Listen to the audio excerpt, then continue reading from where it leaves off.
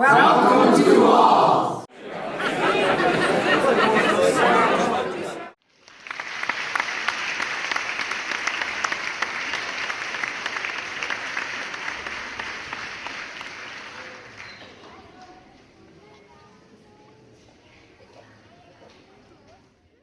To make.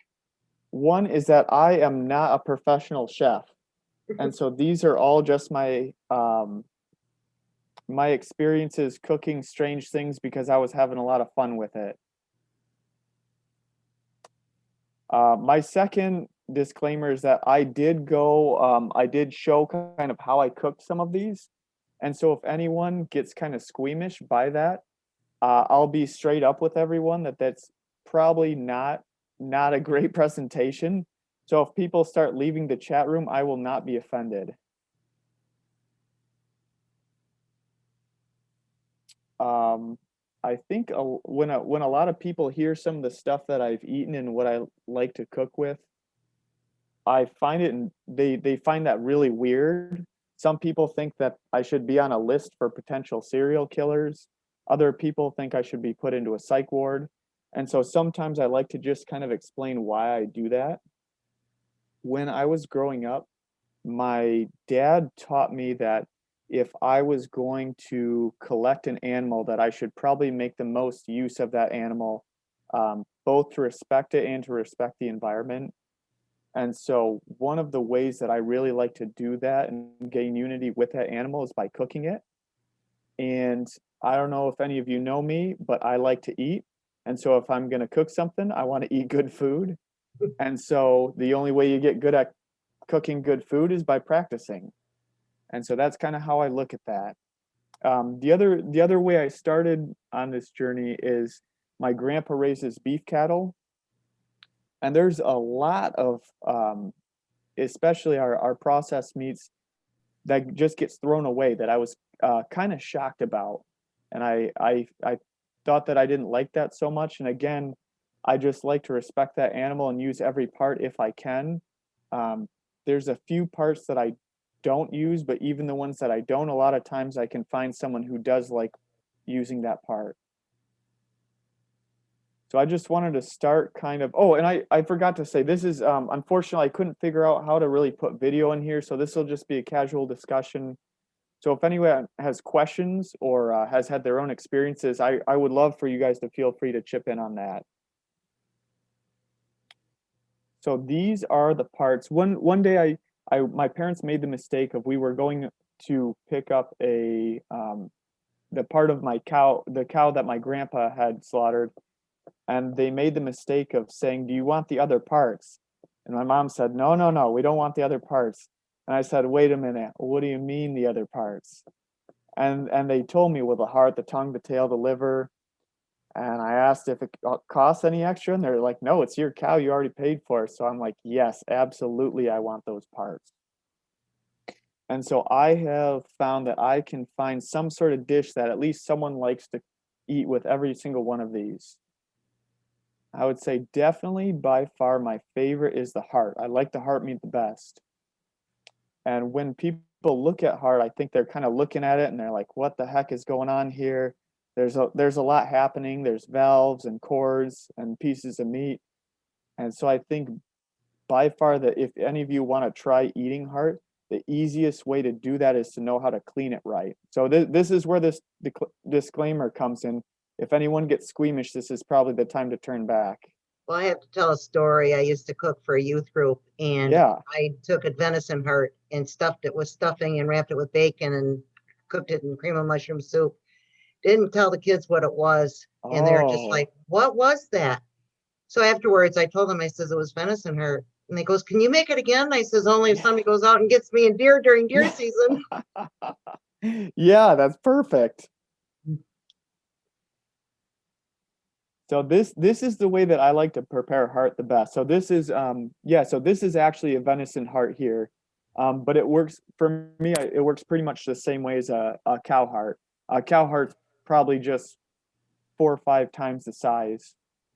So on the left there, you see you get this heart, and a lot of times, most of the time, the connective tissue comes off when you clean the deer. Same with the cow, but when you're pulling it out, it kind of pops out of this connective tissue. I'll use a fillet knife, and what I'll do is I'll cut off the top of it, and then I'll shave off all the fat. So you can see on the left there, there's all that white fat there. And so I'll shave all that off, and then I'll hook my finger around. When you cut off the top of that, you'll find that there's you've got your left atrium.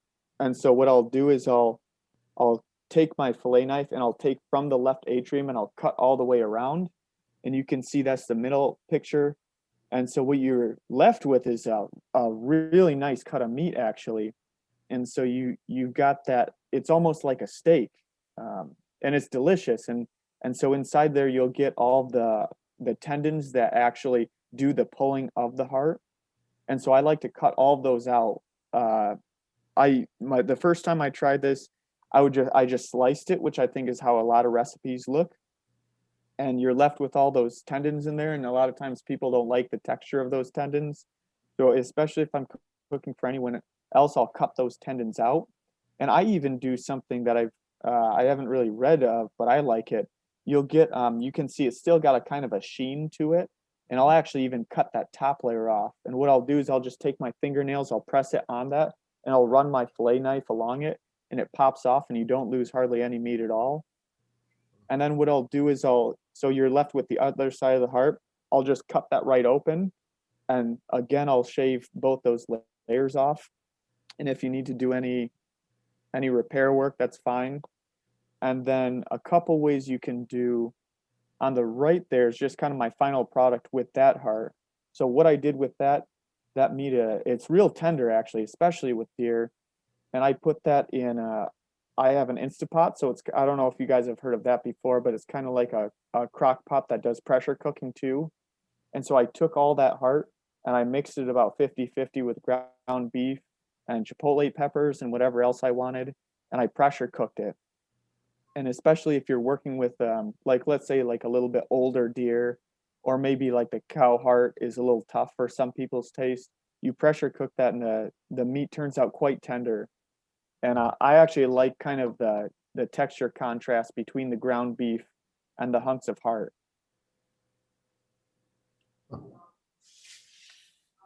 The other thing that I would like to do with that, so you can see, sometimes I'll use that little steak. And so on the left here, that was a separate heart that I made. I just covered that. That's a pretty traditional northern Michigan dish where you just cover that in flour. And then I got butter going awfully hot on a cast iron pan, and I just grilled it exactly like a steak.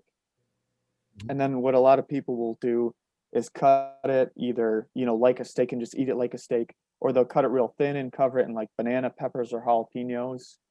I don't remember exactly what I did, but I want to say that I made like a blue cheese like sauce for that, almost like what you would do with a hollandaise sauce, or not hollandaise sauce, but what is that with prime rib? Like a horseradish sauce, I think, right? But I did it with blue cheese instead. On the right there. Andrew, can I interrupt? Yeah, please do. What's the advantage of using the iron skillet? So again, this is kind of where my limitations run out as far as my food expertise. But what I understand is that the cast iron holds heat a lot better. And so when you put the thick cut of meat down, it doesn't automatically change the temperature. It holds the temperature a lot better. I don't know. Can anyone else confirm that's why I use the cast iron? That's correct. Okay. Holds the heat more. Very good. Okay. Thank you. And also, Gordon would like to know, how long did you pressure cook it?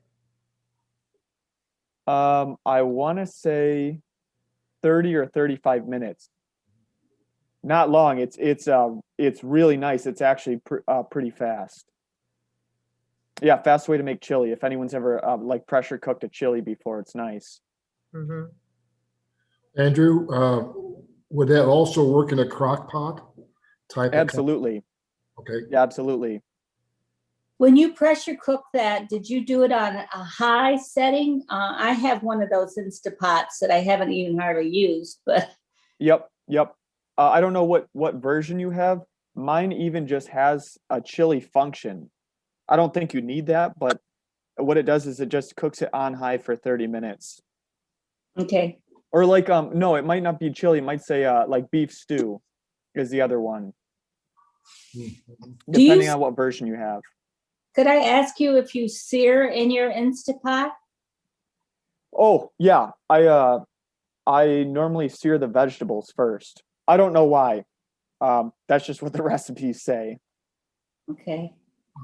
Kay says cast iron gives a nice browning on your meat. Perfect. Thank you, Kay.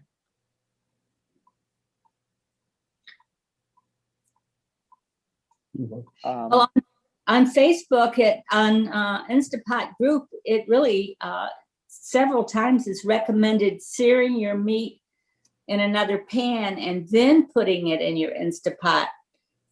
And I don't know why. We're getting away from that. Yeah, neither I like the idea. I would do it. I know why, because you will get a burn message if you don't. Once you sear your meat, then you have to put a little liquid in there and really scrape up all the brown parts on the bottom of the pan. It's not that hard. I use a wooden spoon to do it, and I can get them all up. But if you don't, then you get that burn message, and it'll burn the little brown pieces, will burn. So that's why some people say to heat it or brown on it. But you just have to, work at it. Okay, thank you. Yeah, that's good to know, Kay. I have had that problem before. That's awesome. Thank you. So on the right here, what I did was I took that heart meat, and what I did is instead of chunking it or making the steak, I did thin slices, and then I covered in a Szechuan sauce, like a sesame Szechuan sauce, and that's in a wok, and I just cooked it with broccoli. And that was one I don't do this anymore, but I used to see if I could. My mom claims she hates venison, and so I used to play this game where I would see if she would eat something and she could tell. And this is one she couldn't tell, but just so you guys know, I'm a better son now. I don't play that game anymore. I tell her right off the bat what I'm cooking. So Grandma and Grandpa, you can tell them that I don't do that anymore. Yeah, but basically any recipe that you need like a lean steak like meat for, I've done it a couple different ways. The tongue is a little trickier, I found. So on the left, that's a full beef tongue. I've tried cooking venison tongue before. In addition to being quite a bit smaller, I didn't like the taste, if I had to be honest. But what the big barrier to the tongue is that people pick it up and they're kind of like, this is leathery, this looks disgusting. The first thing you have to do is there's like a leathery outer surface on it, and the first thing you have to do is get that off. I thought it would be really cool if I could use the Instapot to pressure cook the leathery part off. Didn't work. I cooked it way too long, and I tried a lower setting. I just could not find a temperature or time that worked. I think still the easiest that I've found is actually boiling it. And then what you do is you boil it for not very long, and then you shock it in an ice bath. And you'll find that the leathery part, you can just like I actually use my hands, but some people I think use either like tongs or pliers, and they'll just peel that leathery part off. So you can see on the left where I couldn't get all of it off. There's like the right above my thumb, you can see some of that white part, but the rest of it I had peeled all that leathery part off. In the middle, I had seen a recipe for like a smoked ox tongue, and I was like, I don't see the difference between smoked ox tongue and a beef tongue, so I gave it a shot. It looks really good. Bummer is it tasted really terrible. It tasted like I was eating a really well-seasoned shoe. So I would be willing to try that again, but that one did not work out well. On the right, it turned out much better. So what we did, it was last year during Cinco de Mayo. My brother, dad, and I, we boiled it, we cleaned it, and then what I did was I took the cleaned tongue, I marinated it for a day in like a chipotle sauce, and then I opened up I like to vacuum pack my meat when I marinate it, and then I opened it up, sliced it pretty thin, and again I seared it in a cast iron, and then I put it in a taco, and it tasted delicious. Tongue is cool because they're real fatty, and so you can cook them on pretty high heat and get away with it and give it a really nice sear. I would say the biggest danger I found is I've overcooked way too many tongues before. It looks kind of crazy, and the texture is definitely not the same as like a muscular meat. And so most often what I'll see is, like on the left there, it was overcooked and it still looks shiny and undone. Or not on the left, in the middle there where I cut open that smoked tongue.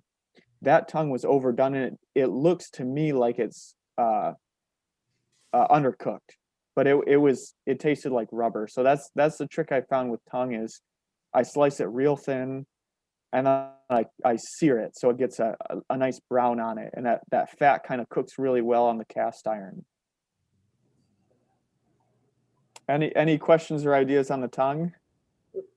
Any experiences? Yes, I did a pig tongue. And we'll never do it again. Oh. It tasted good, but it stunk up my camper when we were at hunting camp. Yeah, it's smelly.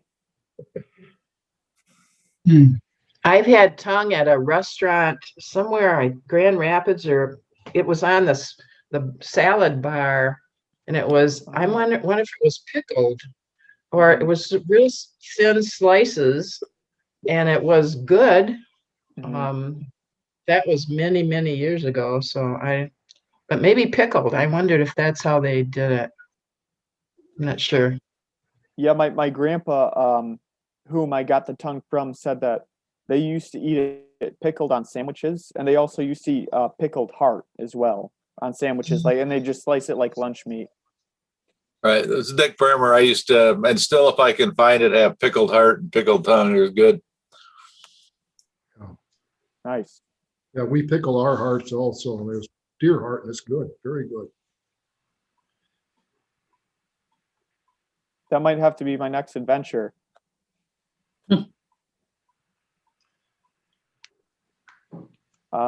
Okay, so I told you guys that there were a few pieces I didn't like. I would say the one part that I've tried it a few times and I did not love it. I did not love the liver, if I had to be honest. It looked good, it smelled good. This was just like a pretty typical liver and onions.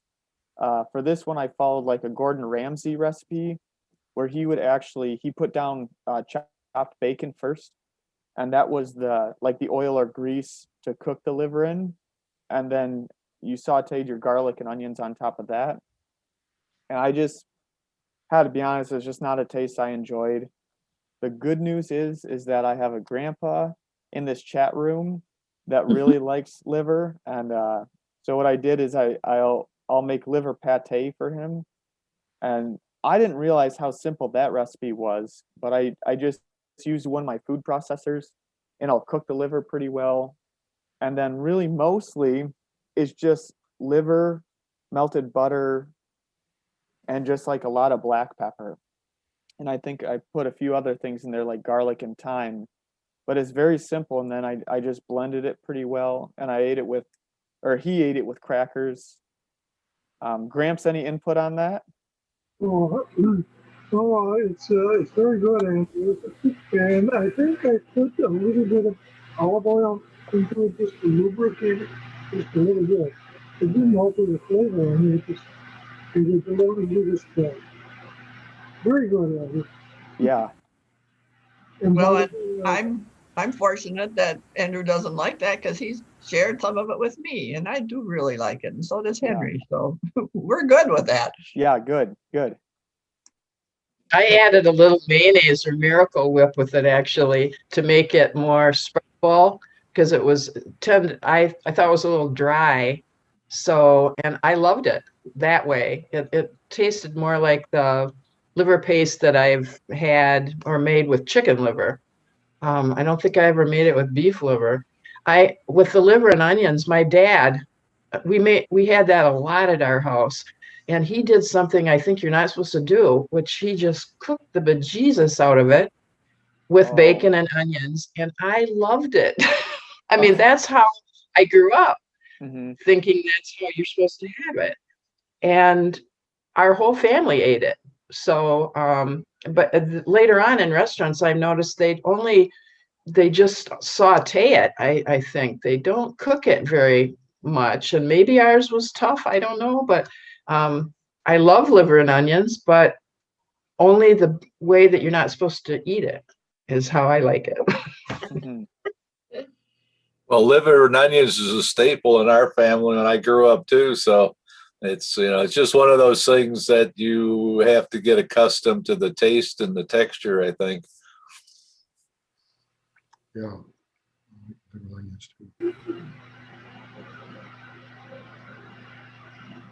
I'm curious, does anyone eat liver other than like liver and onions or liver pate?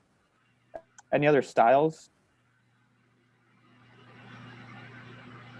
No. Yeah, when I was looking up recipes, those were by far the two that I saw the most.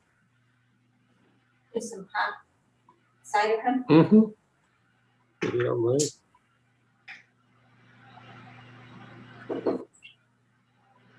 I think those were the last of the pictures I had for the cow.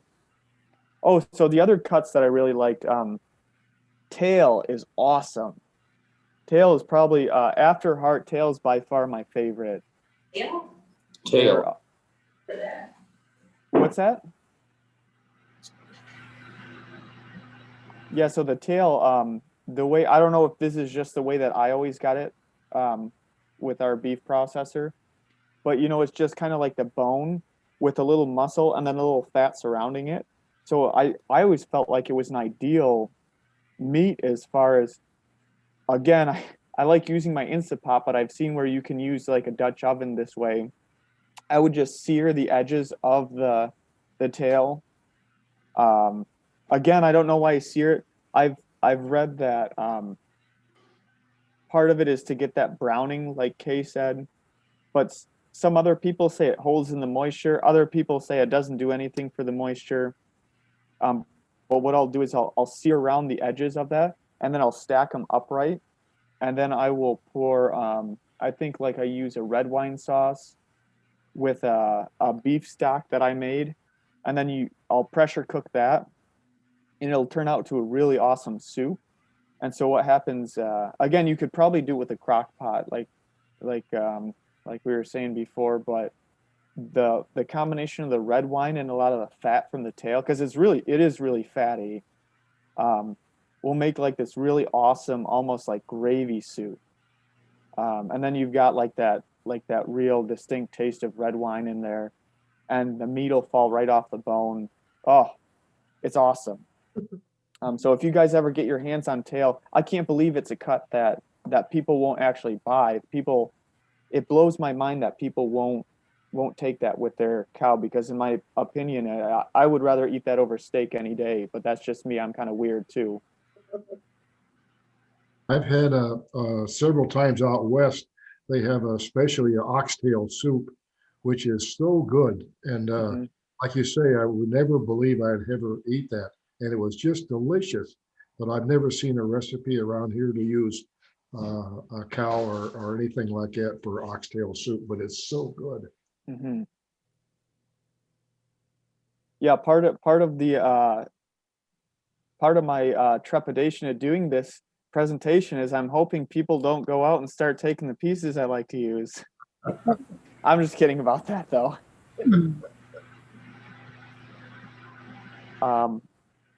Another thing that people will often pass up is like they'll have, like, when they process that cow, they'll have like a shrink rack bag of, like, either they'll call them soup bones or just like beef bones or something like that, and I'll go right for that. Again, I just love that, using that pressure cook function. But you can either pressure cook, or I've seen a lot of people will put it in a Dutch oven and cook it for a couple hours. But I'll dice up like celery, carrots.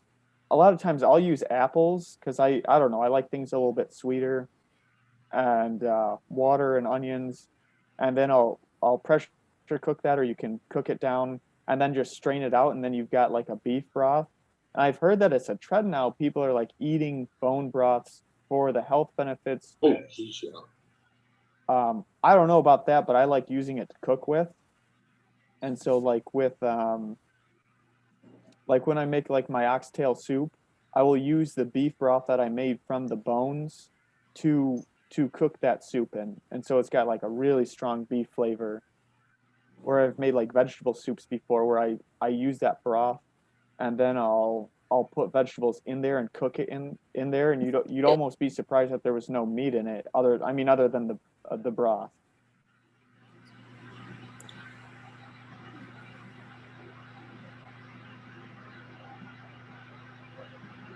Okay, I think that's the end of the stuff that I've got specifically for the weird cuts of beef. Anyone else have anything awesome that they like to cook from the beef parts? To a degree, my mom uses the bones for the soup bones, and she actually saves the bones from the venison too and makes awesome broth with the venison bones. Nice. Yeah. I've never heard of that before. I think I'd like to do that. Yeah, especially the rib bones. They have so much meat on them, and I kind of get a little upset with my husband because he won't cut me the rib bones so I can boil them down.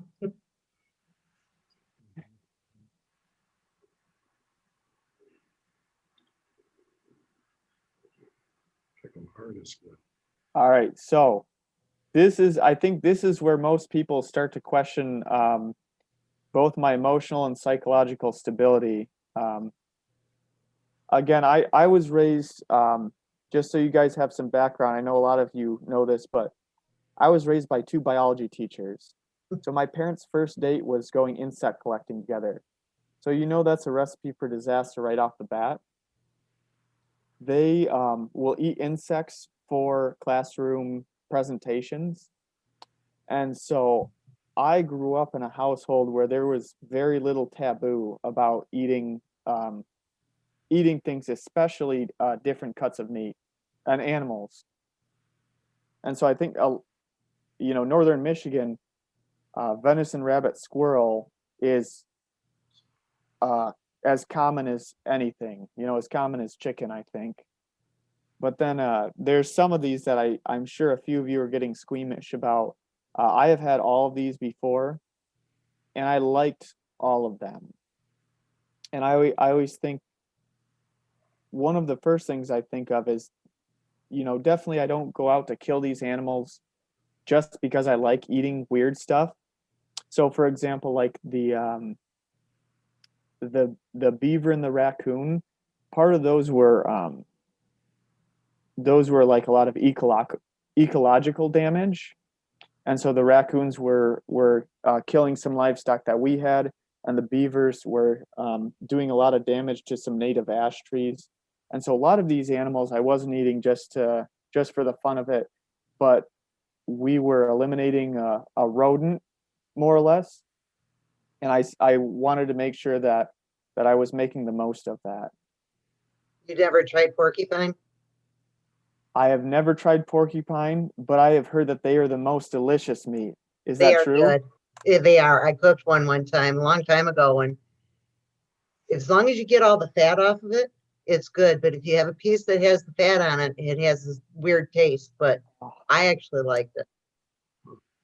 I've heard from multiple sources that porcupine is one of the most delicious meats that you can have, even above, the standard pork, venison, chicken. Mm-hmm. Huh. It was kind of hard to clean it though. Did you have to avoid all the quills? Actually, yeah. Yeah. You have to almost wear gloves where the quills won't go into them. And then you just peel the fur off. Yeah, I hadn't thought about the quills. Yeah. That would be a big problem. Yep. Andrew, Yes. would you be willing to describe your invention in helping your grandpa Millenbach with his pictures of rabbits? Yeah, so one of my first experiences with, and I guess you wouldn't even call it game because they were domesticated, but one of my first experiences cleaning animals, my grandpa from the farm who raises the beef for us would have me help clean meat rabbits that he would raise from an age, again, that you guys may find disturbing, but from a pretty young age. And their process of killing rabbits was basically just clubbing the rabbits and then doing as fast a job as you could about removing the head and then cleaning. And again, at probably too young of an age, I thought that there would have been a faster and more humane way of doing that. And so I actually did make a rabbit guillotine that I thought would be faster and more efficient, where I kind of used a stomp handle on a corn husker. And so they would go into basically a run and I would stomp on the corn husker. And it worked okay as long as you got the rabbit in the right positioning. And so that was kind of my idea, is that we could do it faster and more humane. But I'm afraid it never caught on. And I'm sure you guys might be able to imagine why it never caught on. All right, so I'm sure I could almost guarantee that all of you have had venison. I do like to mess around with some more of the unorthodox ways of cooking it. So this is a version where I actually used the venison. My dad made a sausage out of it, and I would cut the sausage like pepperoni, and we made a Chicago deep dish style pizza with it, and it turned out really well. So I made a crust, and basically I baked it in the cast iron pan and made my own tomato sauce with some banana peppers. It was my own addition, but that turned out really well as like an alternative to pepperonis.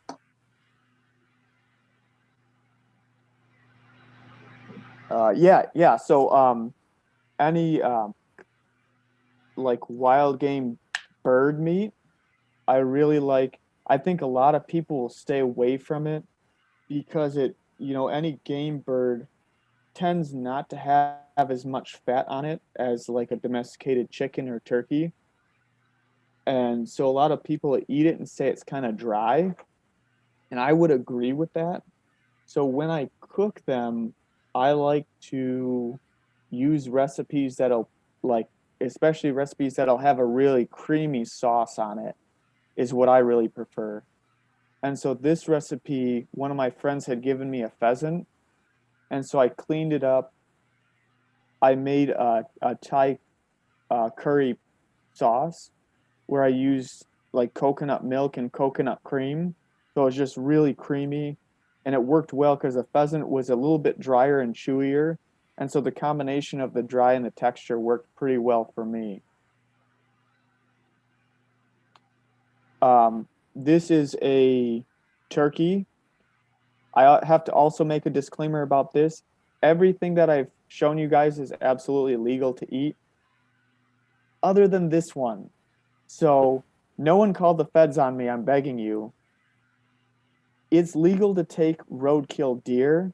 It is not legal to take roadkill turkey in the state of Michigan, which I had no idea at this time. So this was a turkey that my mom had hit, and it was within half an hour. She had a cooler already, brought it home. Again, this is kind of where I learned this from. She said, we don't want this bird to just die in a ditch somewhere. So we took it, cleaned it. Only later did I find out that it's illegal to take roadkill turkey in Michigan, which is bizarre to me, but That's the law. So I probably won't be doing it again, unfortunately. But again, I like really creamy dishes with wild birds. And so I battered it in panko, deep fried it, and made a buffalo sauce. So these were basically buffalo wings with wild turkey. And it was delicious. Yeah, so anyone else have any awesome like wild game bird dishes?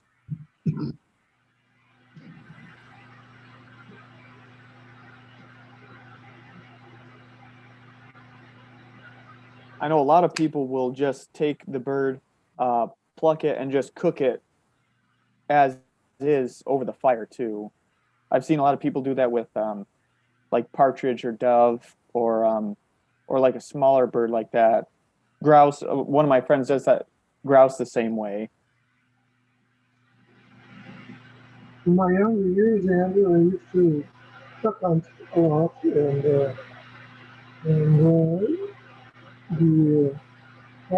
the question, not every people enjoy eating it, including my wife and grandma. Yeah, could you repeat that? I don't know if anyone else heard that. Well, in my younger years, I used to duck hunt a lot. Yeah. And the preparation was really, just a little creative, but getting them cleaned out and especially getting all the guts and whatever out, and before baking them, stuffing them with prunes, apples, onions, Okay. and then I would put bacon strips over the top. Oh yeah. So I always thought they were pretty good. It's hard to go wrong with bacon. Touche on that one.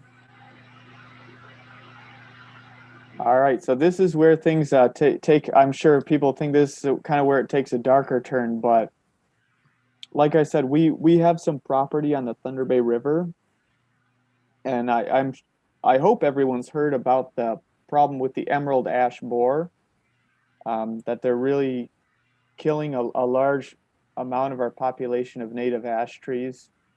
And we were having a problem where our lowland, we were having some new growth ash after the ash borers had come through. And we had probably a spot where there was a 1/4 mile of new growth ash taken down in less than a year. And so in that instance, we thought it was ecologically better to not have those beavers destroying that ash. And so we decided that we were going to trap in that area. And again, I wanted to make the most of that animal because I think beavers are pretty cool in the most part. So we've got that fur tanning right now. And then I decided I wanted to try the meat since we already had it. And so with that, I took it and I pressure cooked it with apples, celery, carrots, garlic, onion, and then I put in like a dry hard cider in there.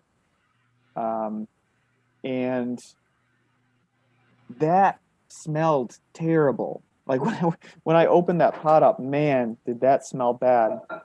But I wanted to try a little bit of it, and I pulled it off, and it was delicious. It tastes a lot like pork, after like a pulled pork. And then I covered it in a pretty strong, like Cajun, I don't know if they call it like a Cajun barbecue sauce, but like a Cajun chicken wing dipping sauce. And then what we did is we put that on Kaiser rolls, and I put deep fried pickles on there and cheddar cheese, and then a little more sauce on top, and had like basically like pulled pork sliders with it. And if I had to be honest, it turned out really well. And I wouldn't take that animal just to have those sliders, but if I got another one, I would probably do it again. And then the other weirder thing is actually in one of my wild game cookbooks, they talk about eating beaver tail. And so I guess, I don't know which tribe it is, but one of the Native American groups will eat the tail. And so I just took that, and we've got a campfire grate, and it basically says just cook it over the open fire on the grate. And it's got that leathery part. And as you cook it, it starts to bubble and sear off. And you just kind of take a knife and you kind of shave it off. And then basically all you do is put salt and pepper over the top. And I think it tastes probably most comparable to like the tongue, where, believe it or not, it's actually a really fatty taste.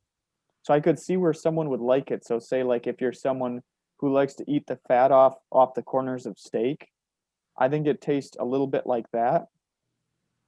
Unfortunately, I don't think I cooked it long enough. I don't think I cooked it on hot enough heat, because it was the middle of the winter. So by the time I had eaten it, it was not like, it was kind of like lukewarm. So I think hotter would have been better.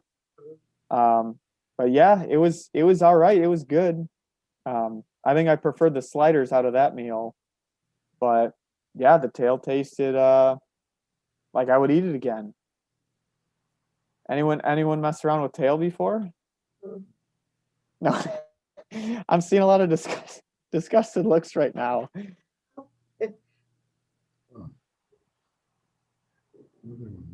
Okay, and then this was raccoon we had trapped, and I cleaned it basically the same way as I would a rabbit. I cut off the fur and then kind of quartered it, and then I took the back straps. Raccoon is tricky because if you really have to work hard at getting all the fat off, and so it actually took quite a long time to get the fat off. There's a lot more fat in a raccoon than you might suspect, and it does a really good job at sticking to the meat, where a lot of other animals, like, you can just pull it off. Like a rabbit, you can just pull it off, or squirrels, you can just pull it off. With the raccoon, the fat does not taste good, so you have to spend a lot of time getting that fat off. But then I basically did the same thing that I did with the beaver, where I cooked it for quite a long time. This time I cooked it in a Dutch oven. I cooked it for quite a long time, and then I made like a pulled pork sandwich out of it with quite a bit of barbecue sauce. And again, it tastes good. The consistency tastes good. I know one of my friends, he will do the same thing, where he will boil it for probably 3-4 hours. And then what he will do is take the pieces of meat, he'll bread them in like frozen bread dough and deep fry it. And he really likes it that way. I haven't tried it yet, but I think I will probably do that at some point.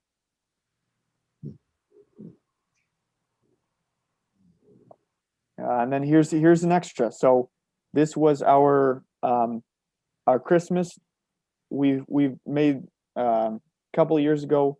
We liked the idea where we wanted to spice Christmas up a little bit. So every year we decide a new either country or ethnic group to cook. So we did a Greek Christmas and a Chinese Christmas, and this year we did a Cajun Christmas.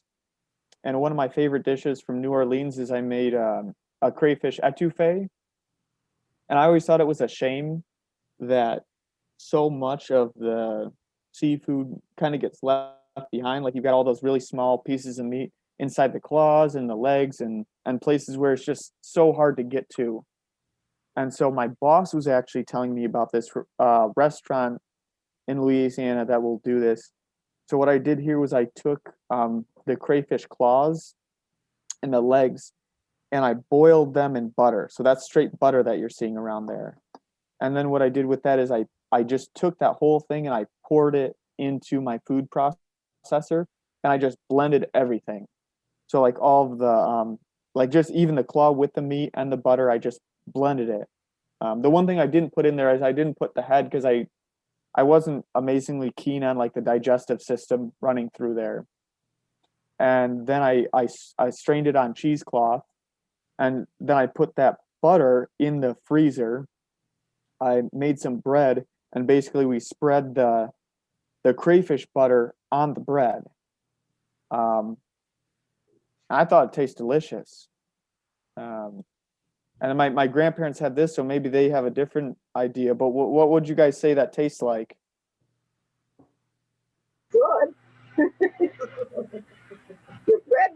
really good too. Maybe they just like the bread. I don't know. It was delicious on it. Yeah. But it does have that like really strong seafood taste, which I like. So, you know, if you're not a fan of shrimp or crayfish or lobster in the first place, you probably wouldn't like it. But I thought it really retained like the taste of the crayfish in there. I will say that my one warning with that is that for my food processor, I use a Ninja, like a Ninja cup. I don't know if you guys have seen that, but it chipped the heck out of my, not the blade itself, but the plastic around the blade really had a lot of chips in it from the like the chitin in the exoskeleton on the crayfish. So I would be, you know, if you've got a food processor that you use a lot and you want to keep that really clean looking, I'd be cautious about it. But for me, I didn't know that was going to happen, and it tasted good, but I kind of chipped up my Ninja, so it's just something to think about. Let's see, what else did we miss here? Squirrel, I love a couple things I didn't get a picture of here, but squirrel is probably my favorite meat, I would say. And what I'll do with squirrel is I will quarter the pieces and then take the back straps, and I'll deep fry them and make basically buffalo wings with the squirrel. But I always thought that squirrel had like a really awesome, and I know this is going to sound cliche, but it had a really nice nutty taste that you really don't get from any meat that I've tried. You know, you think most of their diet is a lot of nuts and seeds, and it's just, yeah, I love the taste of squirrel, and they're a lot fattier than you might think, and so they cook really well.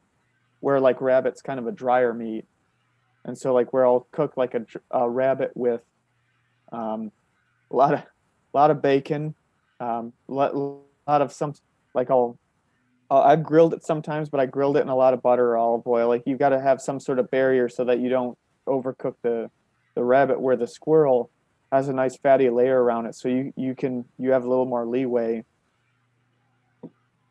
Andrew, yes.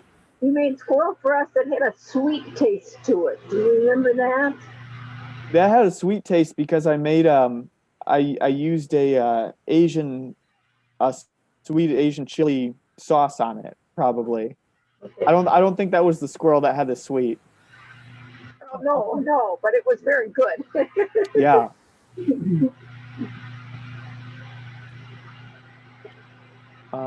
Let's see here. What else? Bobcat, again, that is, believe it or not, that is legal to shoot and eat. It's got different seasons, and so I don't know if you guys know anyone who will take bobcat, but it's a little different ball game. But bobcat tastes good too. I'd say it's probably the best way I could consider it is the flesh. It's like flaky like a poultry, but the flavor kind of tastes a little bit more like a pork. But yeah, that's my experience with, as my mom would say, cooking weird stuff.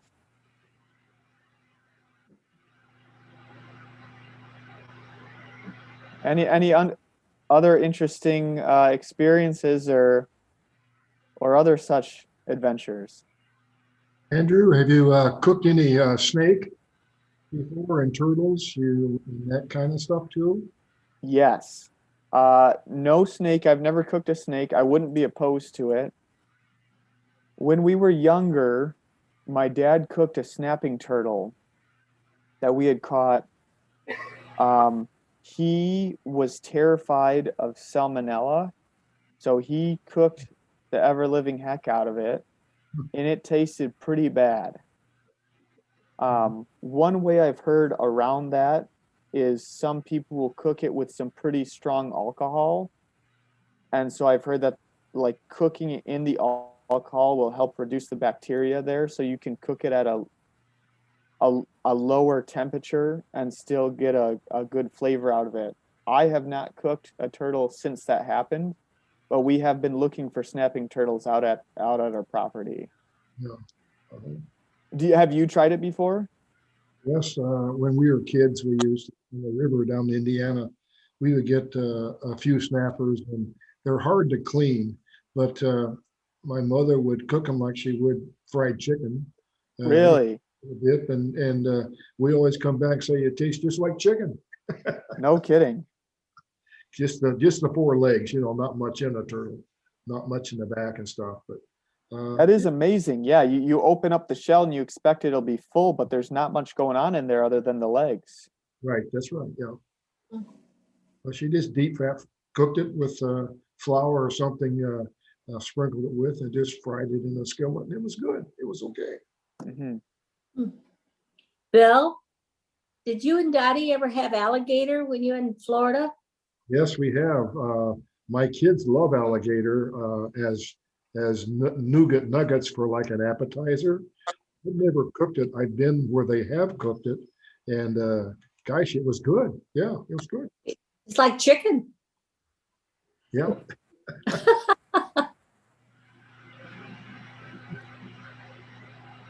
Yeah, I had blackened, like you said, Bill. I have had the nuggets, like a blackened alligator nugget before, and it was delicious.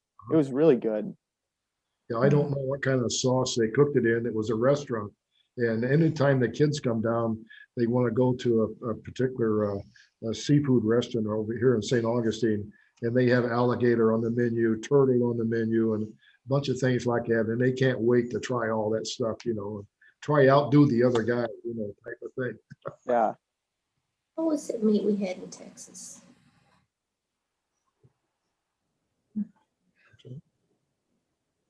I will say that one, I forgot to mention this too. There are some certain cooking implements that I do like to use. You guys, I told you a bunch of times that I love that Instapot because I feel like that pressure cooker really gets it to a good heat, and there's really not a lot of guessing about whether it's safe to eat or not. I love using the cast iron just as a general cooking tool. One thing that I didn't talk about much, I don't know if you guys have had any experience with a sous vide machine. And so basically what it does is, hopefully you guys are familiar with like a convection cook in your oven. It basically does the same thing.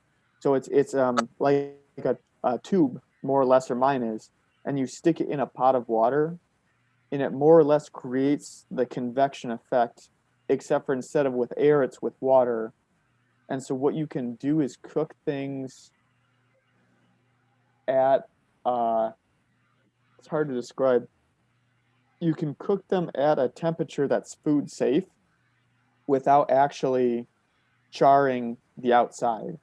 So like with the tongue, what I've done before is I wanted to make sure it was at a safe temperature. And so I sous vide it. And so it's at like FDA standards for safe meat. But then you look at the outside and it doesn't look like it's cooked. It's the most bizarre thing. And so then I knew that it was at a safe temperature to eat. And then I could sear it after the fact so it didn't get overcooked.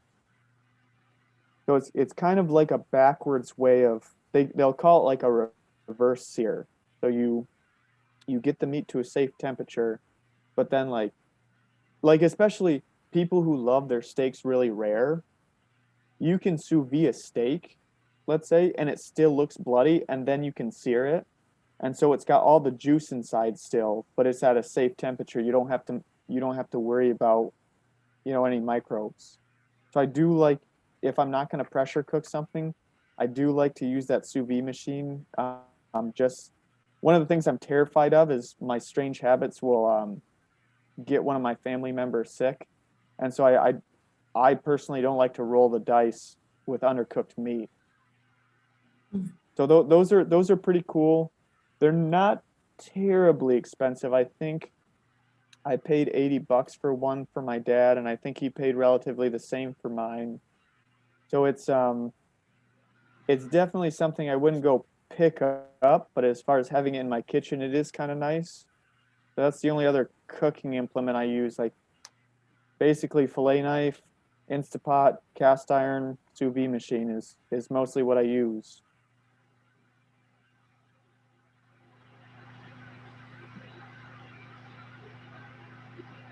I wonder if there could ever be a wild game restaurant opened in Alpena. That would be cool. That would be cool. It'd be a big draw card. Yeah, it would. Yeah, I think. From my experience, you have to go to Germany to get a wild game restaurant. Yeah, we'd have too many regulations here probably. Yeah, I have a hard time believing I could sell some of the stuff I just described to you guys. Well, in the U.S., we've gone past that age, but your grandfathers and grandfathers' grandfathers ate the stuff you're talking about. Hmm. It was my great grandmother. She wasn't afraid to cook any kind of wild meat. Mhm.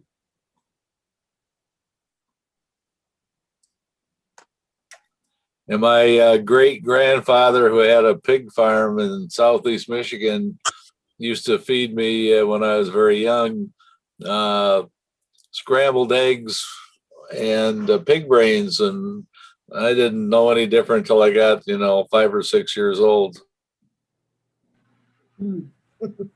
I've heard of people. One recipe that I really want to try is I've seen one where they will take a venison brain and do this crazy cooking method where they'll make a big fire, bury the brain in tinfoil in a hole, and then dump the coals on top of the brain and let it cook for probably, I think they said like 6 or 7 hours, just like those coals sitting on the brain. And then I don't remember exactly what they do, but they'll cut the brain up and eat that as like a taco.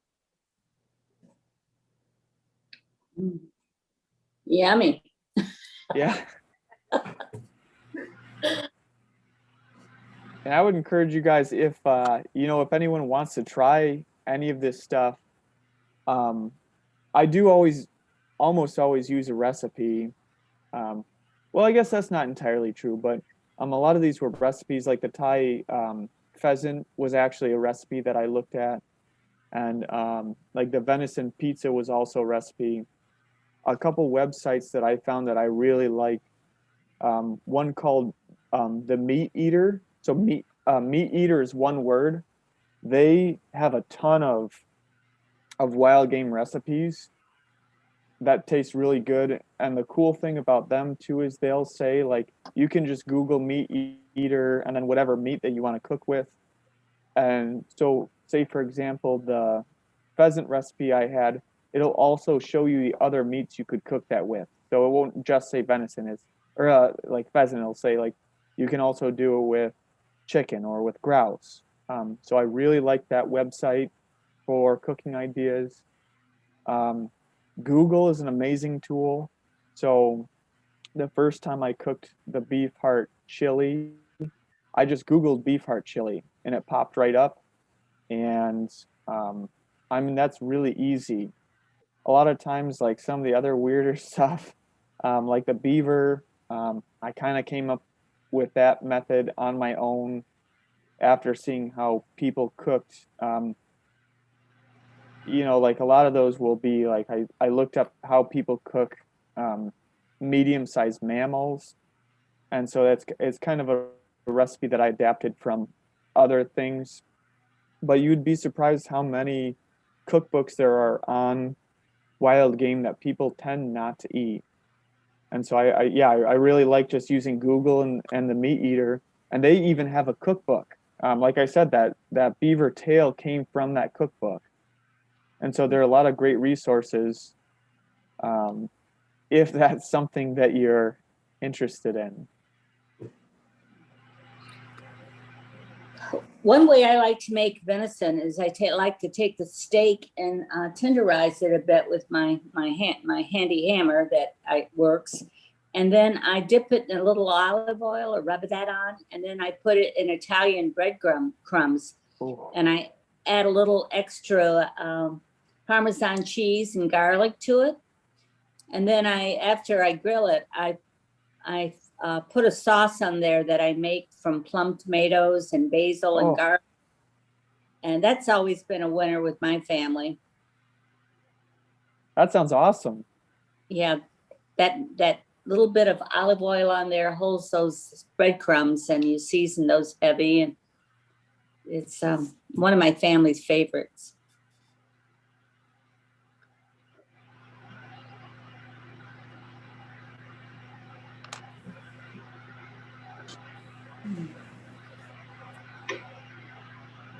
Anyone else?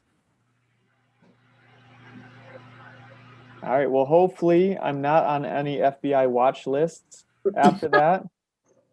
And thank you everyone for pitching in ideas. I heard a lot of ideas that I'm very interested in trying now.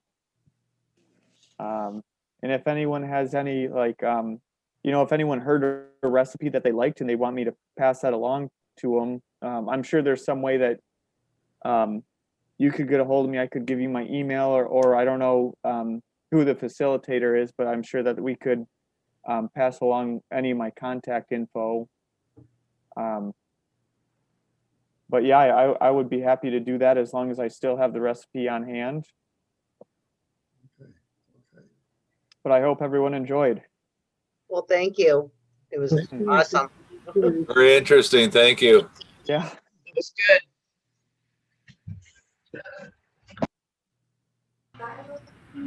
All right. Well, then all of you have a wonderful day. You too. Thank you. We'll save our roadkill. All right. All right. Okay.